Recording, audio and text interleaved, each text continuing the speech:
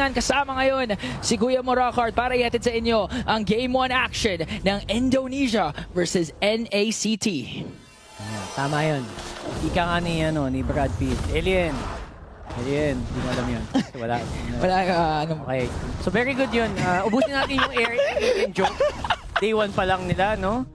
Very good. So we are starting off this game pretty strongly. With confidence kasi yung... Hindi ko alam kung super high priority ng Novaria ngayon. Diba? This actually the pick that shocked me as well. I think medyo natulad yung panel natin with that. Definitely not. I mean, it fell off sa meta. And at the same time, sinabi nga ni Joshi Cakes to na hindi maganda or hindi ideal yung combo ng isang Cho tsaka ng isang Novaria na pag may nasipa si Cho, babatuhan lang ng bola ni Rins and the burst might not be enough. Yun na yun eh. Oh, yun na yun eh. Wala nang ibang layer yun eh. Wala na talaga. Pero again, they're called the Kings for a reason and coached by Kezcute na isa sa mga brightest minds sa buong region ng Indonesia. This must be something that they want to cook or to try out before pa by proceeding sa latter stages of our MSC tournaments. And looking at the emblem build, normal pa rin naman ang ating nakikita in a relatively slow game so far. I think slow game din lalaro ng Area 77 dito with obviously except for the Lancelot maybe. Everyone else actually wants to just play slow as much as they can kasi yung Lancelot yung source of early game poke and harass. Kung pipiliin ni Shiro na mag-invade pero if he doesn't actually invade, that might be a problem. Ingat muna kasi may idok din na pwedeng mag-stop sa tracks niya pag tinry niyang sumilip. Tama lang din, if ever. So, tama lang din na medyo maingat pa sila ngayon and respeto din ang kanilang pinapakita sa capabilities ng RRQ Hoshim. Galing silang M6 ngayon sa MSC na ulit. At si Joy Bodge, ang kanilang unang namataan na pa-revitalize. Ginamit na nga din yung Fury of the Phoenix. Ang ganda ng stun out. At si Eureshia, may nahuhuli dito si Dairen pero nakapag-Infernal Pursuit pa rin. Hindi tumama yung Dark Wave niya. Delikado ngayon si Dairen. First blood drawn by Eureshi. Oy, Area 77 with first blood. Of course, it's still gonna be an RRQ Turtle.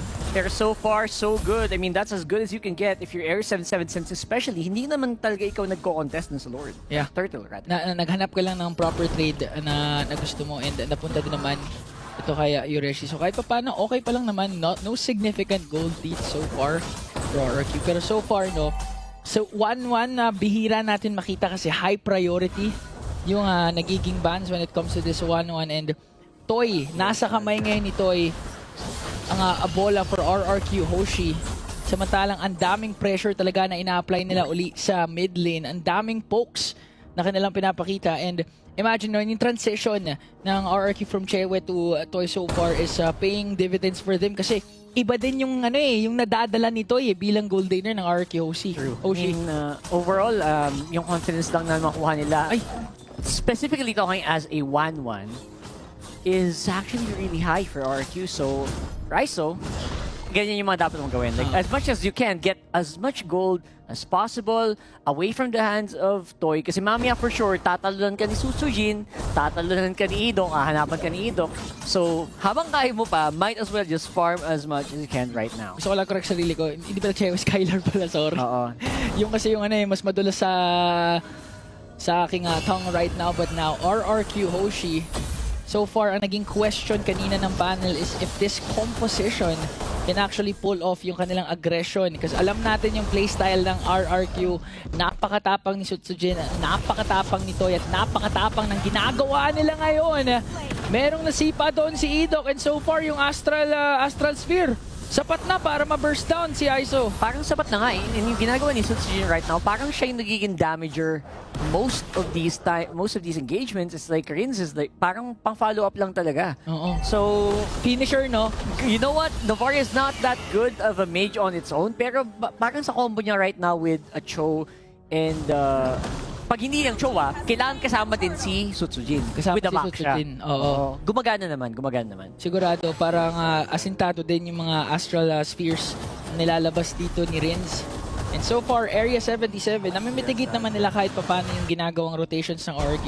Pa-isa-isa lang. Or isa pa lang yung pick off dito ng RRQ. Pero ito si Dairen din, ayaw din ipakita yung hindi siya takot kay Shiro eh. Kaya nga no fear whatsoever. That is definitely a good sign for RRQ na kahit 1.3k pa lang naman yung gold lead nila, parang feeling nila kaya pa rin nilang makuha ng good damage. And speaking of damage, Rins, definitely showing na kailangan nyo pa rin katakutan itong Novaria at this point. Which again, siguro yung time na lang, time will tell kung masakit pa rin itong Novaria ito hanggang mamaya. Mamaya, siguradong sasakit talaga si Reigns later on once nakapag-scale up na nga yung Novaria. But so far, no, RRQ Hoshi, even if consistently nakakapasok sila sa mga international tournaments, most of the time kasi, parang kumaga, mataas yung expectations sa kanila pero hindi nila na-achieve. So ngayon, RRQ Hoshi, gusto talagang, kumbagang, i-rejuvenate yung kanilang magiging resulta dito. And what a way to start things off by sweeping Area 77. Pero may naganap na Way of the Dragon. Kinounter out naman kaagad ni Yoreshi with a heavy spin. Kaya walang mapipitas. Chillin' like a villain. Joy Bodge, nasa harapan. Pinokontest sila yung kanilang purple buff na naman ni Shiro, at least for now. Pero looks like there's so much pressure. ISO getting hunted down. Joy Bodge for the follow-up. Bodyguard moments muna siya. And that is gonna be Granger staying alive. Kumpara sa nakita natin sa Team Blast tsaka Homeboys. Ano naman? Tamed. It's very tame. Very chill. Tamed. Ang ating nakikitang labanan and alam naman natin, sinasabi natin nga brawl yung meta sa Indo kasi sobrang highly gifted nila in terms of mechanics. But ngayon, disiplina ang pinapakita ng RR Kyoshi. Hindi sila basta-basta nag-overextend. And so far, kasi mga past international tournaments nila, nagiging problema yung mga late game decisions na pinapakita ng RRQ. Game, parang binabago na lang yung istorya. Ginamit na nga yung mga ultimates doon at si Ito ang unang mapipitas. Habang si Toy nakakapag-stack up naman, kinasa na nga doon yung crossbow of tank. Si Yoreshi na paikot, makakalayo naman. And that's 1-for-1 trade for both of the teams. And so far with that 1-for-1, patakbo si ISO. So ayaw talaga yung sumama sa mga team fight na to. Alam niyang hindi pa siya ready na makipagbakbakan dito. Even Shiro running very, very early on habang hinabot siya Dairen at tinatrabaho ni Sutsujin yung turtle. So very interesting yung nangyayari dito for Area 77. Parang ayaw, literal na walang gustong dumaban kahit sino. Wala. Patas muna, talagang limit testing the waters muna. Ang kanilang ginagawa ngayon. And again, kasi ang daming counter punish na pwedeng mangyari for both of the sides. For Area 77, again, the AOG, pag nakasa, tas may tinamaan, tas na-taunt, pwedeng ma-turn around ng Area 77 to. Same goes for RRQ, na pag lumalim kayo at naka-stack up later on, etong si Toy, expect mo, bibitawan mo na yung phone mo kasi death timer ka na. Yung playstyle ni Area 77, parang okay, pag try natin makaisa.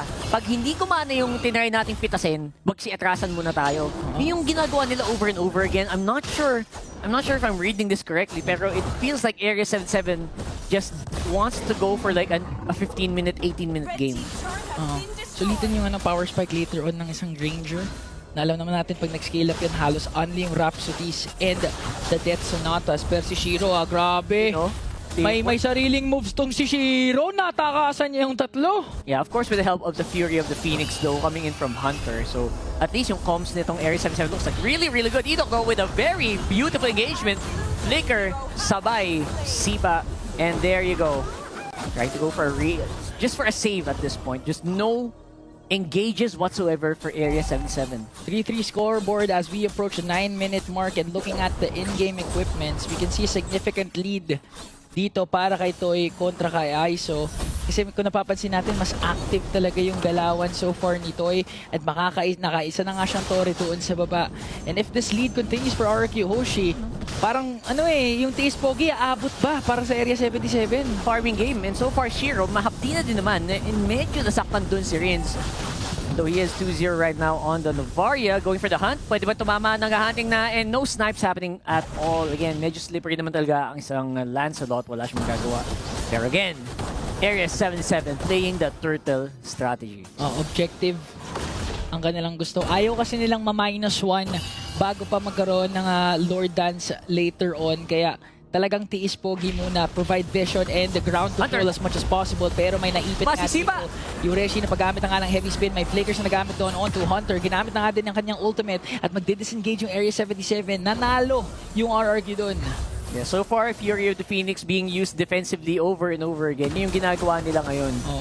And gumagana naman, I mean, sa dami ng laban na nangyari, 3-3 pa lang yung kill score.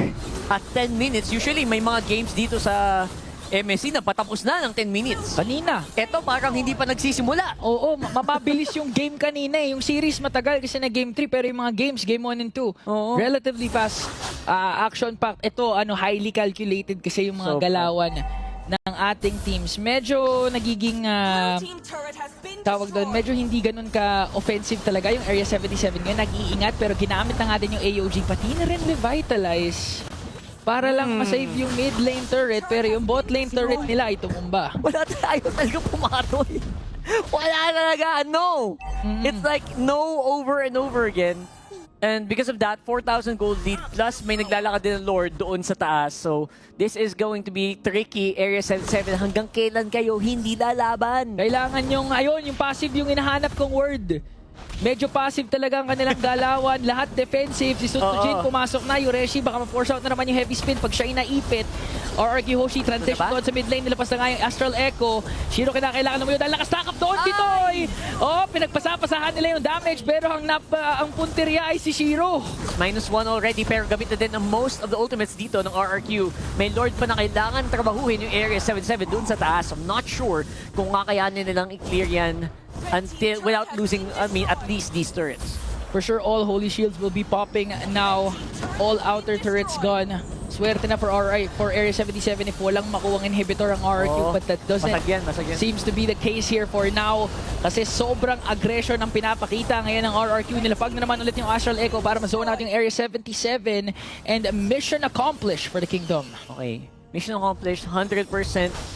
All the gold that they needed to get, nakuha nila. I don't think na-expect nila na makuha yung baba. Pero kung sakali, bonus na lang siguro yun. 12 minutes, 4-3. I just wanna say, wala pa ring actual na laban na nangyayari dito. Puro pitasan ang nagaganap. Looks like it's another one here. Okay, si Yoreshi lang naman pero baka mas, napakasakit. At that point, paunahan na lang kung anong unang tatama, yung tinitira ni Toy o yung gulong ni Sutsujin eh. Yung nagkataon lang na si Sutsujin yung nauna doon at nabigyan na naman etong si Yoreshi. So walang makitang approach, walang makitang angulo ang Wala Area talaga. 77 sa laban na ito. Tinamaan na naman lahat ng Astral Echo. Ginamit na yung Fury of the Phoenix. This could be an opening pero parang hindi pa nga ata dahil maski Sutsujin, hindi pa rin nila mapitas. There you go. Ito, literal na mission na lang yung RQ. Sabi nila, sige, ayaw yung lumaban sa amin. Iuunti-untiin namin yung mga tore nyo. Oo, tama. Tawag dyan, parang instead of peeling the bandage fast, slowly. Yung ginagawa ng RRQ. Para mong masakit yun eh. Para mong kinukut-kut. Oo, mas masakit din pag mabagal eh. So, tignan natin. I mean, siguro habang mas mabagal, baka may opportunity na lumaban. Pero ayan na, napakahapde. Isang bagsak. Ayun na. Lagpas ka lahat eh, nawala ka lahat. Nasagot na yung tanong kung aabot ba sa kasakitan ng isang Novaria ang laro at umaabot na nga. Masakit na ang mga binabatong holen dito ni Renza. Ito na ba? Ang RRQ. Ito na ba yung opening ng area? Mukhang lalaban na nga sila right here on the jungle. Shiro malayo pa rin sa labanan. Ureshi hindi na kayang takihin ang sakit ng RRQ. Napakasakit nila. Yureshi na naman ang naging alay dito for Area 77. They had to attempt that Lord pero wala. Nabigyan ng RRQ. Wala. Si Shiro, men, para siyang may sariling mission talaga dito. Hindi ko din medyo maintindihan pa. He's already level 15. Maybe the items, but I don't know. He's trying to control the map as much as he can. I guess he's doing... Ito na yung tamang gawin siguro kung ikaw yung Lancelot nito. Pero it's just, naiiwan talaga yung teammates niya. Most of the time. Nahanapan sila kasi ng parang checkmate sila ng RRQ Hoshi. Kasi kung napapansin mo, every initiation ng RRQ, di rin naman ganun kadikit-dikit yung RRQ. Parang all bases covered. Especially yung mga sneaky moves na ginagawa ni Edok tsaka ni Dairen. Ang nakakatakot kasi dyan, or ang iniiwasan ng Area 77, yung mga flicker plays na naman ng isang show, pati ng isang Povius na pwedeng tumapos sa laro na ito early on. Kanina pa silang nice try dun sa mga engagement na nagawa nila so far. Area 77 looking for a way out. Ay na. Nilapag na yung kumot. Nahuli na naman si Ureshi. Napagamit na naman ng heavy spin habang si Shiro nandun sa likod. Going for range. Ginamit na nga yung Fury of the Phoenix Joy Bodge to AOG pero walang tinamaan. Unti-unting nawawala ang members ng Area 77. Yung Lord buhay na buhay pa rin. Walang napipita sa RRQ. Dalawa kaagad ang nawala and RRQ